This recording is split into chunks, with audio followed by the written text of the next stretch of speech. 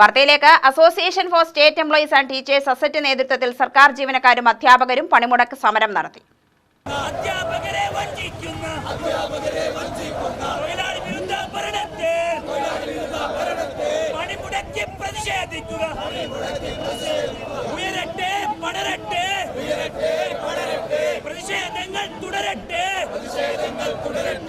പണിമുടക്കിന്റെ ഭാഗമായി പാലക്കാട് സിവിൽ സ്റ്റേഷന് മുമ്പിൽ പ്രതിഷേധ സംഗമം നടത്തി. എംപ്ലോയീസ് മൂവ്മെന്റ് മുൻ സംസ്ഥാന general secretary M A. Zakir Hussain ഉദ്ഘാടനം ചെയ്തു.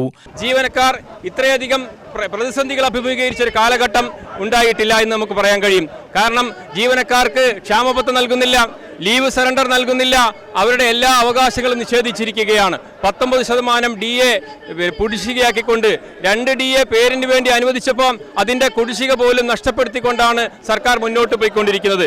ഇങ്ങനെ തീർത്തും തൊഴിലാളി വിരുദ്ധമായ, ജീവനക്കാർക്ക് വിരുദ്ധമായ നടപടികളുമായി ഒരു സർക്കാർ മുന്നോട്ട് പോകുമ്പോൾ ആ സർക്കാരിനെ പിന്തുണയ്ക്കുന്ന ചില ആളുകൾ വളരെ വിചിത്രമായ പ്രതിഭാസങ്ങളിലൂടെ കടന്നുപോയിക്കൊണ്ടിരിക്കുകയാണ്.